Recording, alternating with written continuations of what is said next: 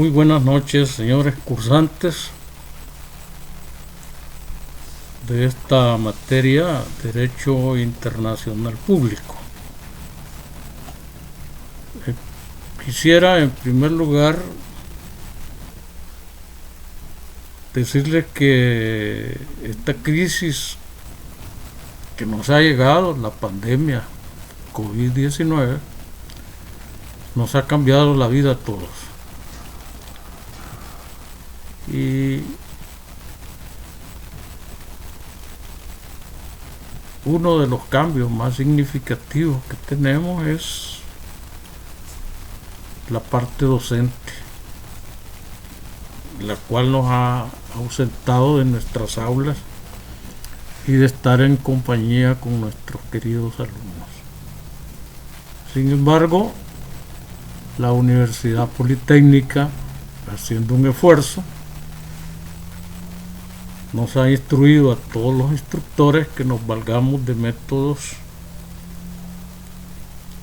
que la tecnología nos ofrece para poder continuar la parte académica y que nuestros cursantes puedan terminar su año, su ciclo lectivo completamente. Quisiera además decirles que este es un primer programa, ¿verdad?, que estoy grabándoles a ustedes, y a lo mejor vamos a encontrar algunas deficiencias, pero yo les pido disculpas y poco a poco iremos mejorando la calidad y la parte tecnológica de nuestro quehacer.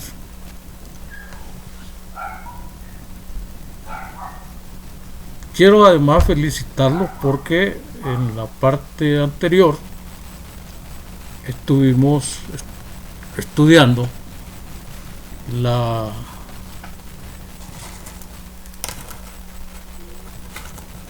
los temas que yo le llamo la especificidad del derecho internacional público. La especificidad está relacionada, y lo hemos sostenido a lo largo del curso, en el derecho que los estados tienen sobre ciertos elementos que constituyen parte de la soberanía que los estados ejercen sobre ciertos recursos. Vimos tres temas importantes: el tema de la soberanía del estado y su territorio, ¿verdad? Es un trabajo muy importante porque en él se demuestra uno de los elementos del estado, que es el territorio. El otro tema importantísimo fue el derecho que los estados tienen a la explotación del mar, ¿verdad? Y luego se trabajó, y con muy buena forma lo trabajaron, el derecho al espacio que los estados tienen sobre su espacio aéreo. Hay otro tema que es el que vamos a abordar esta tarde, esta noche, y que de alguna manera se menciona en la parte de la soberanía del Estado sobre el espacio aéreo. Pero tal y como se mencionó en los trabajos, el derecho que los estados tienen sobre su espacio aéreo está limitado, ¿verdad? Y ese límite queda reflejado por algunas doctrinas hasta la altura donde la Tierra ejerce la fuerza gravitacional sobre los elementos que están en el espacio. Esa distancia por la cual el Estado ejerce soberanía, usualmente puede alcanzar los 80 kilómetros, ¿verdad? Algunos doctrinarios y algunos teóricos sostienen que podría alcanzar los 100 kilómetros de altura, pero lo más generalizado es decir que es donde la fuerza gravitacional ejerce sobre los cuerpos que vuelan sobre nuestro espacio aéreo. Dentro de estos temas, y quizá para ir redondeando los temas específicos, uno de ellos es el tema del espacio ultraterrestre, ¿verdad? Uno es el espacio terrestre y el otro el espacio ultraterrestre, o sea, más allá de la fuerza gravitacional que ejerce nuestro planeta sobre los objetos que están circundando sobre nuestro planeta. Esta doctrina del espacio ultraterrestre nos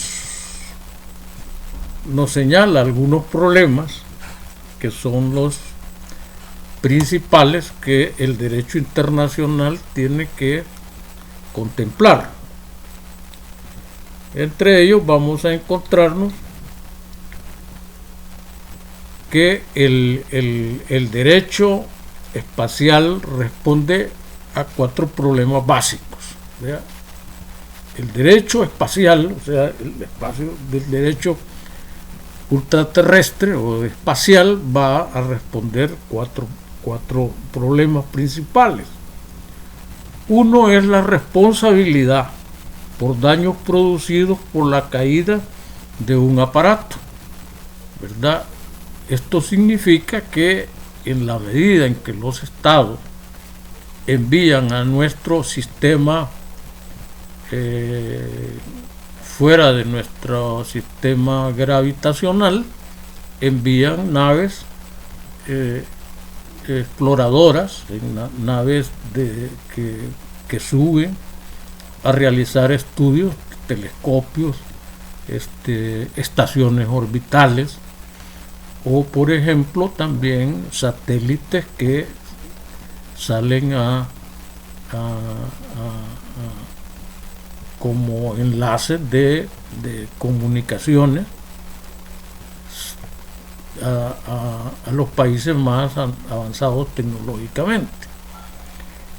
Algunos de estos aparatos en el espacio se descomponen o se dañan y quedan orbitando sobre nuestro espacio ultraterrestre, y estos objetos, ¿verdad?, ya sea en su forma total o por partículas, si es que se ha descompuesto, quedan las partículas ahí girando sobre nuestro sistema planetario, y en algunos momentos entran a la atmósfera terrestre. La atmósfera terrestre los atrae y caen a la Tierra y producen daños cuantiosos, ¿verdad? Las velocidades que alcanzan estos objetos son inmensamente grandes. Fíjense que en Chile, por ejemplo, hubo una partícula de una nave espacial que tenía el tamaño de un grano de arroz, y la velocidad con que cayó en la Tierra destruyó 5 casas. 5 casas destruidas. El objeto era sumamente pequeño, pero alcanzan velocidades enormes, hasta de 25.000, 24.000 kilómetros por segundo. Son inmensas las velocidades. Entonces, el derecho espacial debe de buscar a quien responsabilizar por esos daños que se producen dentro de nuestro sistema planetario, y sobre todo si cae en zonas urbanas. Por otro lado, existe que dónde está el límite de la soberanía de los estados en el espacio subyacente. Es decir, ¿hasta dónde, pues, los estados son dueños de su espacio aéreo? ¿Verdad? Y el derecho internacional fija doctrinariamente algunos límites. Ya me referí que algunas doctrinas nos hablan de 80 hasta 100 kilómetros, ¿verdad? Pero más allá de eso, ¿qué pasa cuando los límites de la soberanía se extienden en forma inmensa en el espacio? No hay nada de eso. Le corresponde al derecho internacional regular doctrinariamente todo lo que va a pasar con esos límites. El otro problema que busca resolver el derecho internacional es el derecho de dominio por los descubrimientos que se hagan en el espacio, ¿verdad? Entonces, fíjense que aquí se presenta una situación muy interesante. Allá por 1492, Cristóbal Colón descubrió América. Y él se bajó de su barca donde venía con una bandera, llegó al mar y puso su bandera y dijo: estas tierras son de la corona española, ¿verdad? Entonces, si ustedes recuerdan, por ejemplo, los viajes del Apolo 11, hace 50 años, con la llegada a la Luna, los norteamericanos también sembraron una bandera en la Luna, ¿verdad?, queriendo simbolizar que tomaban posesión de un objeto extraterrestre, ¿verdad? Y eso, hasta dónde realmente el derecho internacional va a concebir esa idea de que basta llegar al lugar y eso nos convierte en dueños de ese objeto interestelar que hemos llegado a localizar. Y el otro problema que se presenta es el derecho comunitario sobre los objetos espaciales, los sistemas planetarios. La doctrina dominante en esta rama del derecho espacial y extraterritorial es que todos los objetos descubiertos por el hombre en el espacio tienen una vocación humanitaria, o sea, son comunitarios, o sea, es de toda la humanidad. Esa es la doctrina dominante en este derecho. Y allá por 1950, en el primer Congreso de París, se creó la Federación Internacional de Aeronáutica, en donde en uno de sus apartados dice lo siguiente: el principio es la libertad de tránsito de la estratosfera o espacio ultraterrestre, siempre que se trate de tránsito inofensivo de las aeronaves.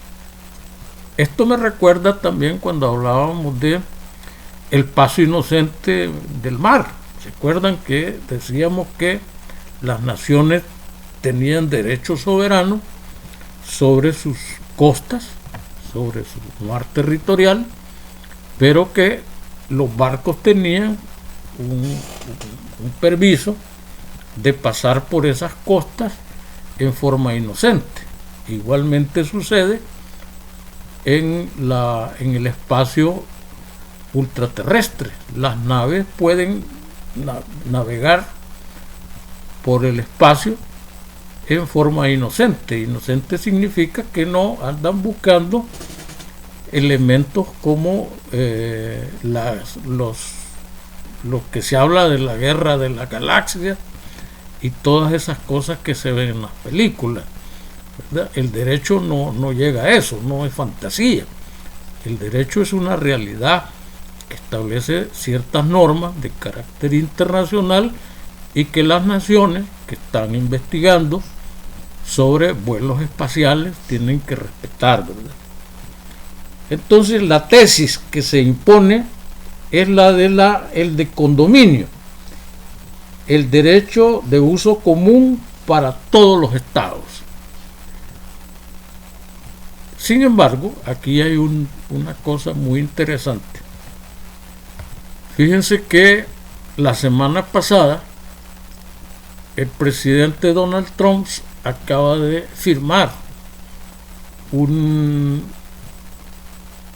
decreto ejecutivo en el cual sostiene que van a explotar los metales que hay en la Luna y que van a construir además una base para que le sirva de trampolín para la conquista de el planeta Marte, y que van a extraer metales, ¿verdad?, que no existen en la Tierra, de la Luna, lo cual significa que hay una violación al principio doctrinario del derecho internacional, porque nadie puede apropiarse de los bienes comunes que pertenecen a la humanidad. La Luna pertenece a la Tierra, ¿verdad?, no a un Estado ni a una persona. Ahí hay una flagrante violación al derecho internacional.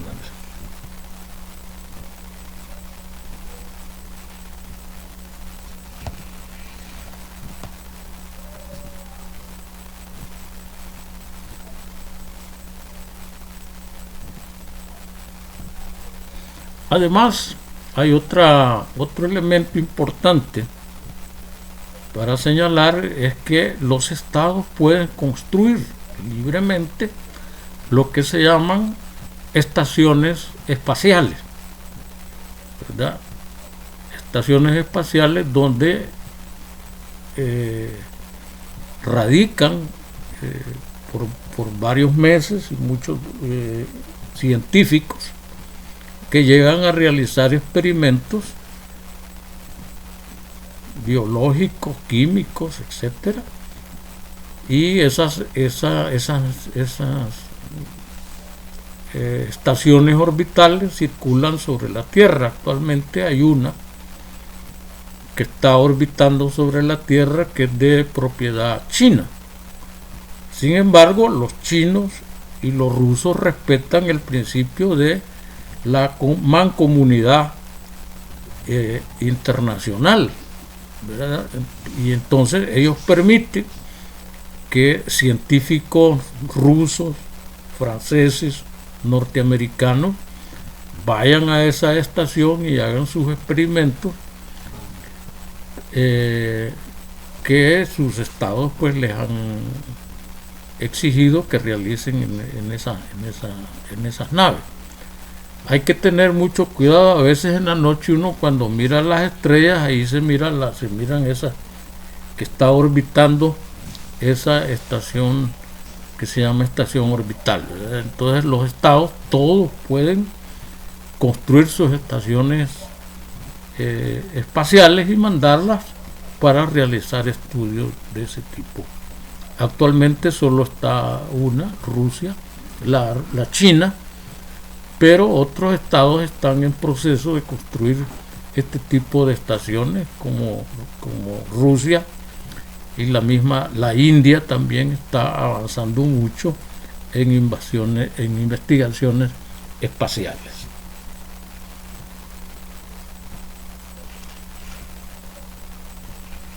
Ahora bien,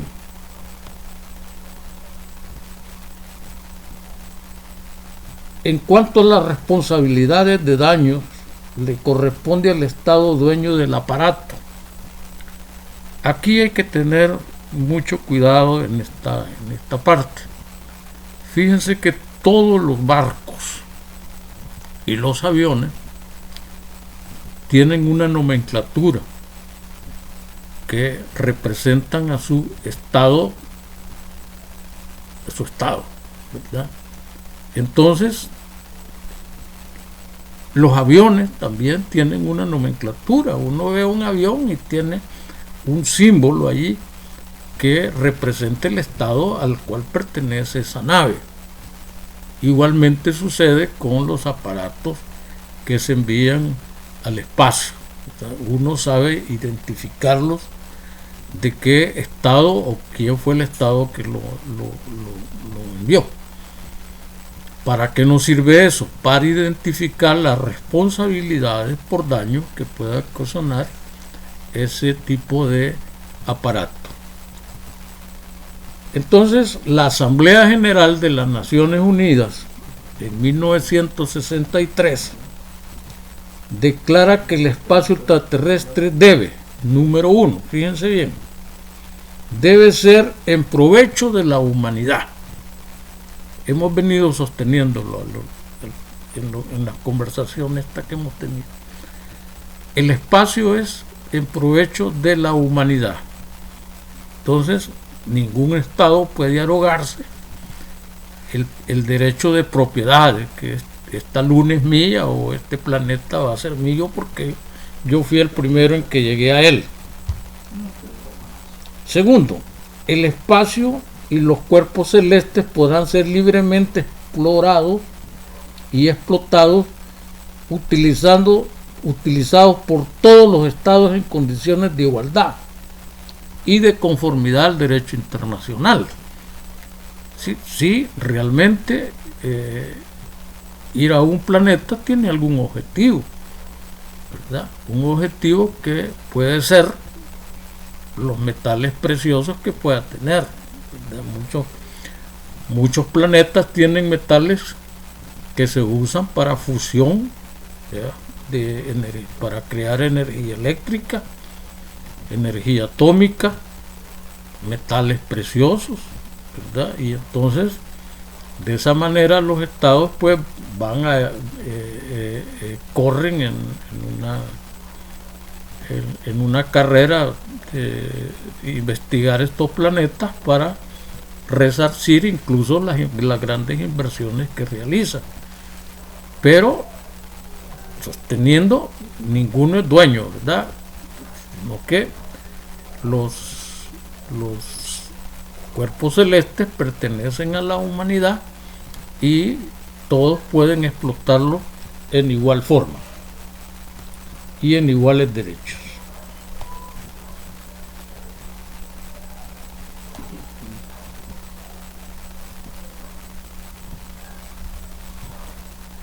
Un tercer elemento que se menciona es que no podrán ser objeto de apropiación nacional mediante reivindicaciones de soberanía o uso o ocupación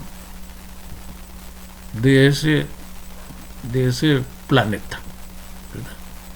No, nadie puede alegar soberanía sobre Marte, sobre la Luna, sobre Venus.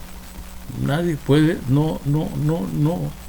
El derecho internacional regula eso, establece que la norma es que es para derecho humanitario. Cuarto,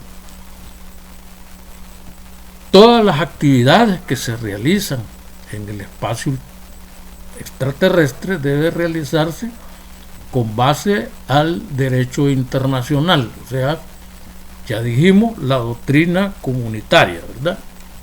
Quinto, los estados serán responsables internacionalmente de sus actividades. Los estados son responsables de las actividades que realizan en el planeta. Mire, aquí por ejemplo, en la conquista de América, como no existían normas de carácter internacional, vino los conquistadores españoles y los anglosajones, nos trajeron enfermedades que acabaron con el 60% de la población original.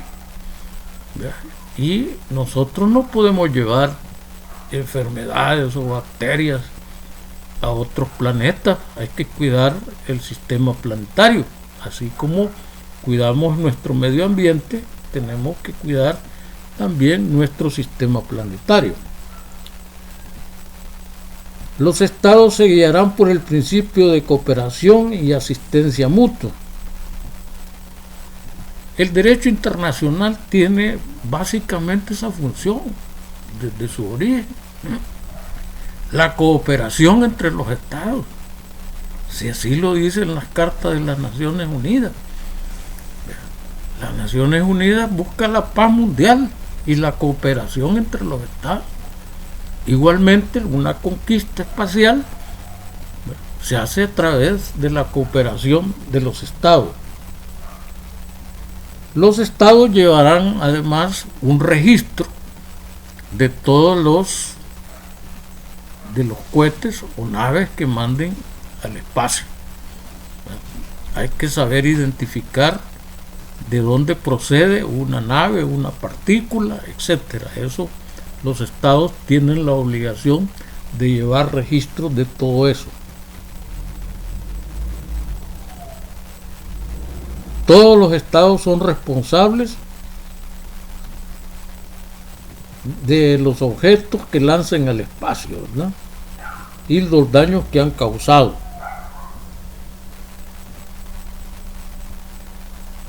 Los astronautas, esta es una cosa muy importante también. Los astronautas son considerados enviados de toda la humanidad y gozan de toda ayuda posible en caso de accidente, peligro o aterrizaje forzoso. Si estamos diciendo que la conquista del espacio se regula por el principio comunitario, los astronautas, si por cualquier causa sufren un accidente y caen en un territorio, los estados están obligados a brindarle toda la asistencia que puedan, porque ellos los envió una nación, un estado, pero ellos representan a la humanidad y no porque el astronauta es ruso o es chino y cayó en un territorio que no era de su órbita, lo vamos a dejar abandonado. Los estados tienen que brindarle a los astronautas toda la asistencia que se merecen en casos de accidentes. Y aquí hay una cosa muy importante también. Fíjense que se habla de astronautas. Ese es un término acuñado por los norteamericanos,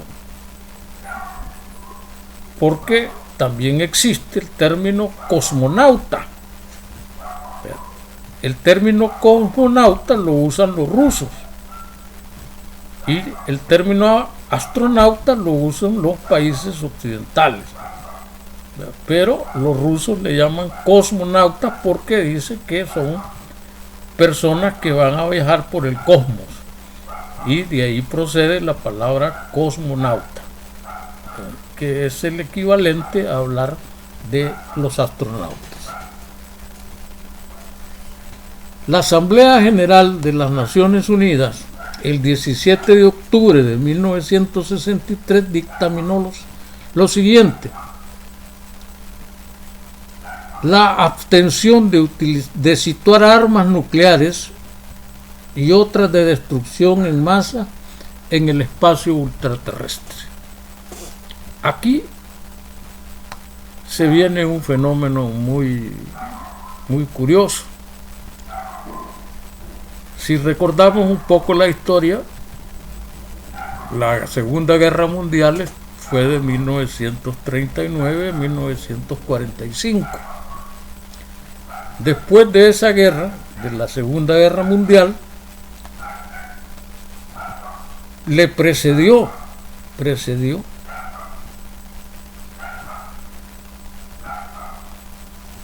lo que se llamó en nuestro sistema, en nuestra Tierra, en nuestro planeta, lo que se llamó la Guerra Fría.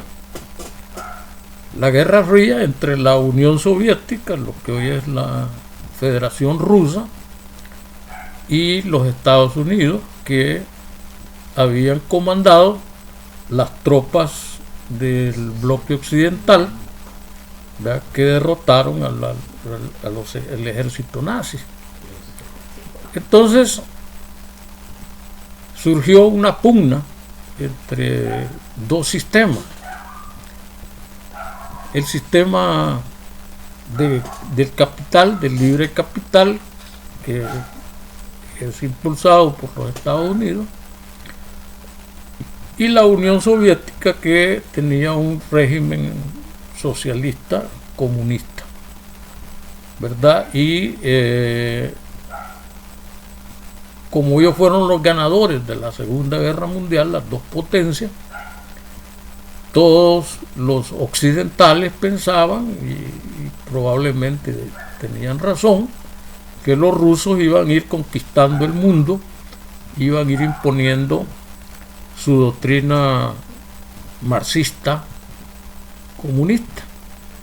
Y entonces se dio una guerra sin balas, y a eso se le llamó la Guerra Fría. Y esa Guerra Fría trajo como consecuencia que las dos potencias buscaran superar una a la otra tecnológicamente, y la tecnología la utilizaron para armas de destrucción masiva, y otros que pensaron en el espacio, y aquí hay que decir algunas verdades que son innegables. Los rusos fueron los primeros que lanzaron el primer satélite, ¿ya? Por cierto, el primer satélite se llamaba Sputnik, que estuvo orbitando alrededor de la Tierra, fuera de lo que nosotros llamamos la atracción gravitacional. Y entonces los norteamericanos también se dieron cuenta de eso y dijeron: nos están ganando la guerra espacial. Los rusos también fueron los primeros en poner el primer hombre en órbita, ¿verdad? Un cosmonauta, ¿verdad?, llamado Yuri Gagarin, fue el primer ser humano que viajó al espacio, de nacionalidad rusa.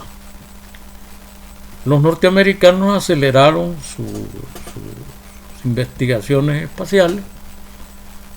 Ellos, después de la Segunda Guerra Mundial, reclutaron científicos alemanes, y estos científicos con norteamericanos desarrollaron una cadena de construcción de naves y de cohetes espaciales que se le adelantaron a los rusos, ¿verdad? Y allá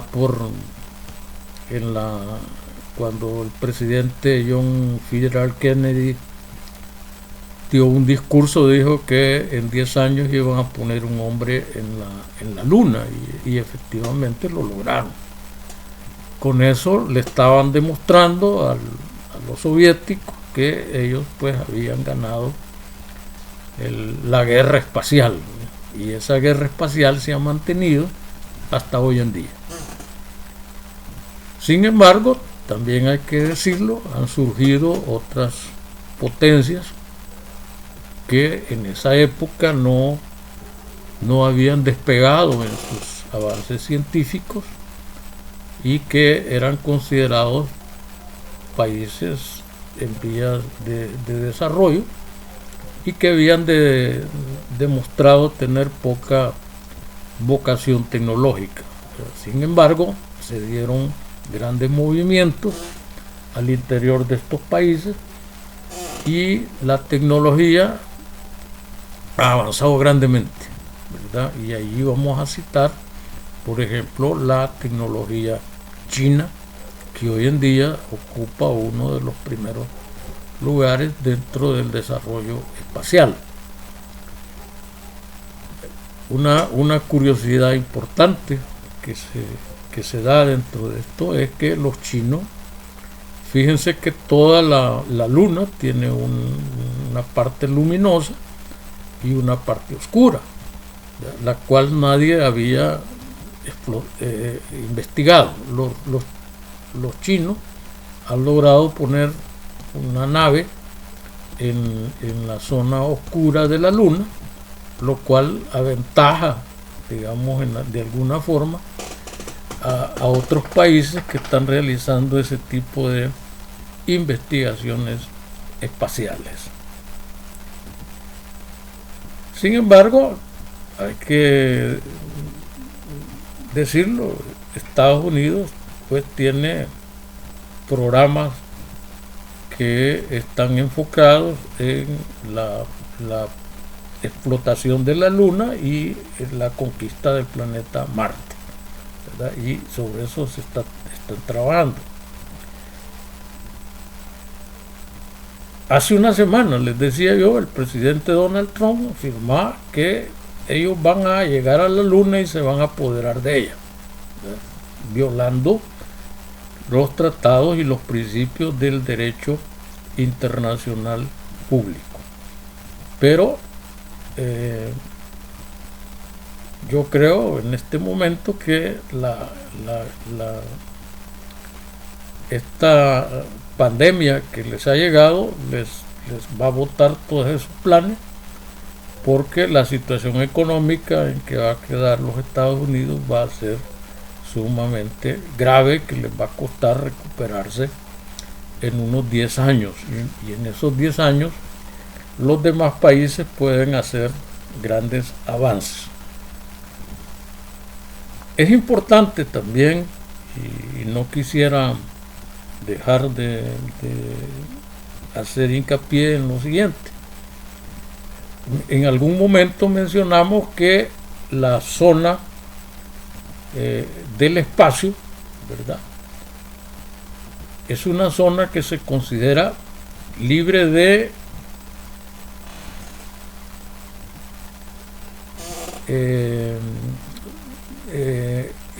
armas nucleares. Todos los estados. Una de las